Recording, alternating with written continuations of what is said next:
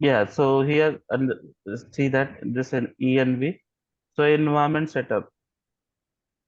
So env, it is a keyword, it is instructions into the Docker file, and E- env, it is used to set the environment variables. Okay, how we can set that environment variable? Env, Java, and it is a path where we are setting. It is a one example. Okay, actually, when we are writing the code, we can see that how to write it. But yes, env, Java, and the path. Similarly, env, Python, and the path. Okay, likewise, we can set our environment as well into the Docker file. And here expose. Expose, it is a keyword. Uh, it is used to specify on which port number our Docker container will run. Okay, our Docker container so means Docker container means what? We are defining that container's port, right? Mm, Understand very carefully. If somebody will say that you are creating a containers, and what happened? You have to be define the port number as well. Yeah, understand this point very carefully, and after some time I will explain one more concept. Here it is a OS. On top of it, it is a hardware. Okay, it is hardware, and here on top of it, Linux. Linux is there, right? Linux operating system, and top of it, you have installed Docker software, right?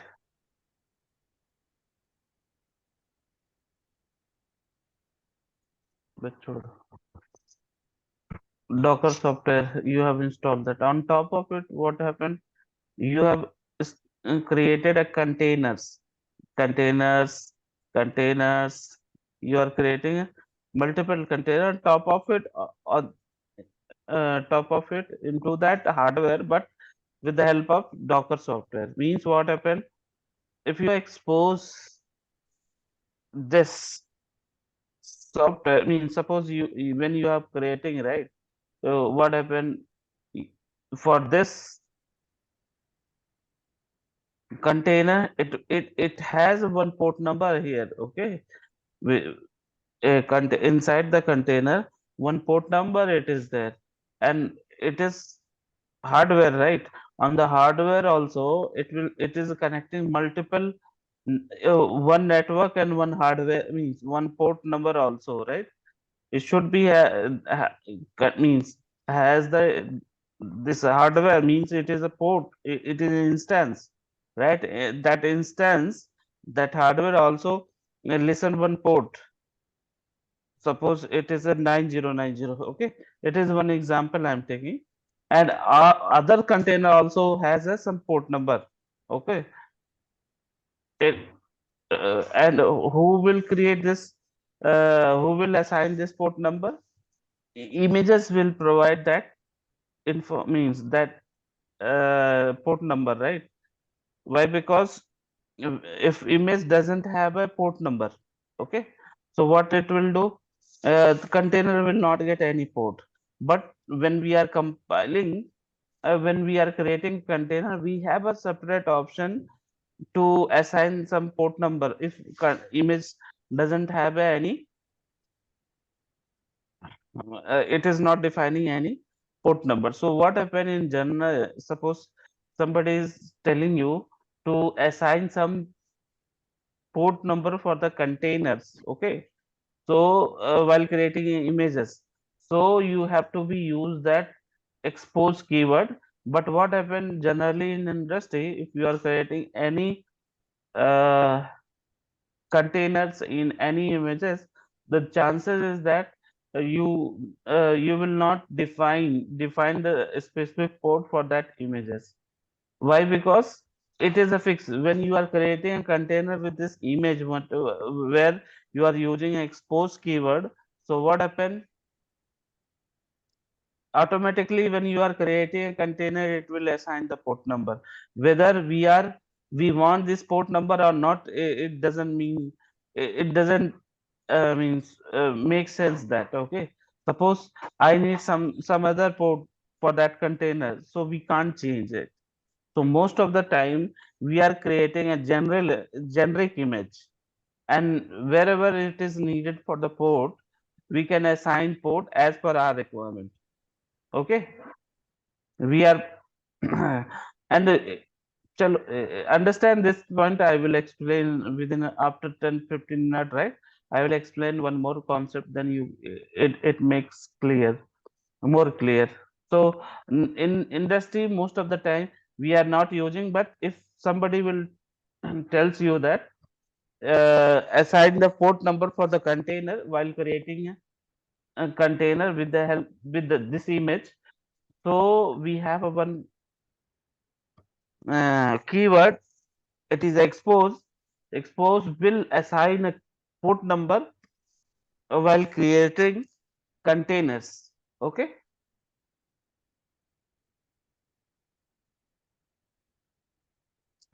argu argument, argument, it is arg, yeah, argument.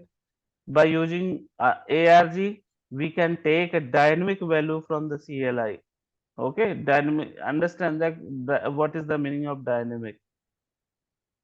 So it is used to remove hard copy values from the Docker file. Suppose you are putting a variable, right? Some some values are changing some point of time. Suppose branch. Okay, branch. We have a multiple option. Dev branch. It is one option I am taking. One dev branch, test branch, and master branch. Suppose we have a branches are there. It is an example I'm taking. So what happened uh, if in which branch we have to go? We have a three branch. So here we are defining arg here branch. Okay, and run, what happened? Run, it will use for the execution of any commands. So here git clone hyphen b, then after that branch and repo URL. It means that we here if we have a three options. We can use any one option while while execution. It will ask dynamically which branch you want to clone it. Dev branch, test branch, or master branch. So if it is a possible when we are using ARG keywords, ARG, and we are creating a variables. Variables of what? Variables of branches. So we have a three branches. When we are executing this, right? So it will ask one pop-up. It will come. It will ask that which branch you want to be clone it. So we have a three branch. If we generally in initial phase we are downloading, we are cloning that dev branch. So dev branch will clone this. Okay, and we are start doing working and all. Then after that we will push the code into the GitHub. We are doing some testing, basic testing in dev. Then we are sending for the testers into the test environment, and tester will test that, and then after that if it is working fine, then it will send to the master. And master, if the code comes into the master, means we have to deploy into the production. It is a final code whatever it is coming to the master.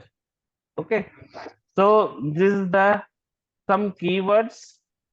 With these keywords help, right, we can create our Docker file. Okay, some other keywords also we will also learn that. Suppose user.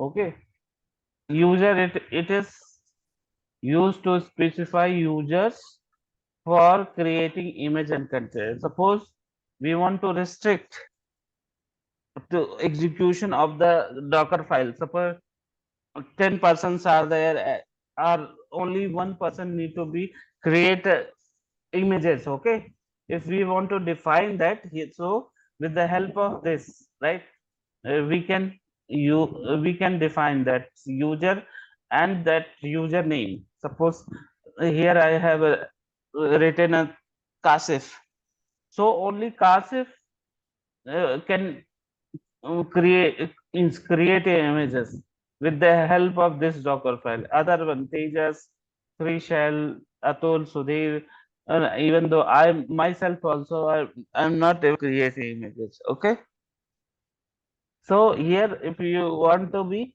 specify some specific user for the execution of images and containers, so we can use this keyword user. And third, last one, it is a volume. Okay, and it is used to specify Docker volume storage location. Okay, so Docker volume is location means it is adding some volume into that into the into the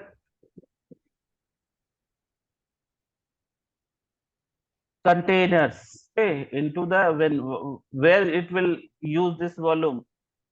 Image, only image.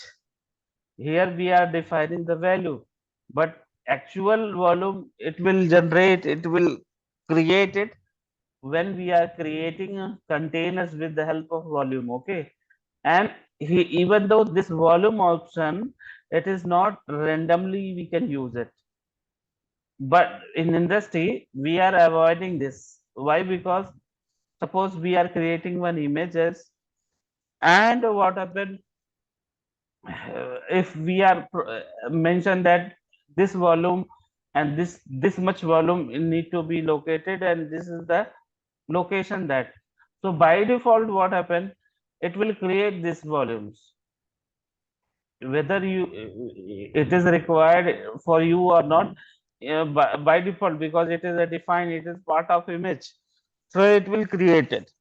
So generally if anybody is creating saying you to create images in generic images, so most of the time what happen, uh, this keyword we can't we will not use whether they are providing the information or not. Okay, if they are providing information strictly, they are needed a volumes, then it is fine, even though port number it is a similar case. Okay, so port number and volumes we are not using blindly.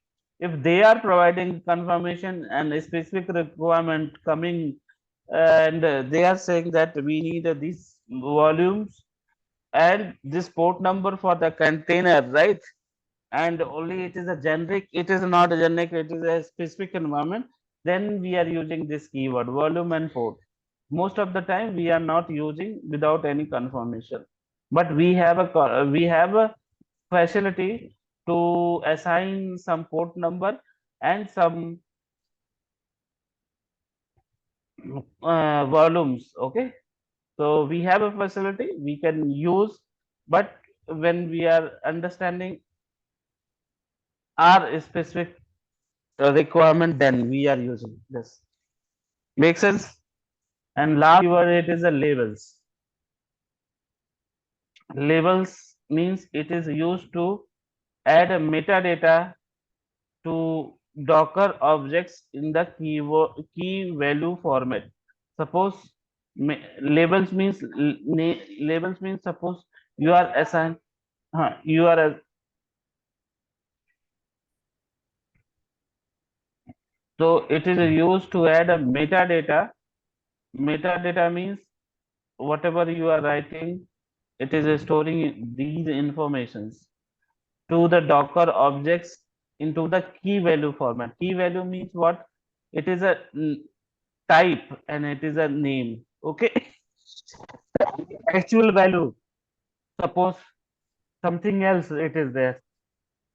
Randomly means type. I am typing in terms of instance. Okay, here we will type the T2 medium. Okay, T2 medium. It is a, another label. Okay, I will type it LABEL label. So here this is the key. Okay, and its value, it is a this one, and it is a key. Its value, it is this one. So means what happened? Only the metadata information we have to be defined while creating a Docker file. So understand that it is that how we are defining that labels. We are defining the labels into the key value format, and key means something it is there like name, and you have to be specify any kind of name, and it is a key. It is a value. So our Docker file, we have covered each and every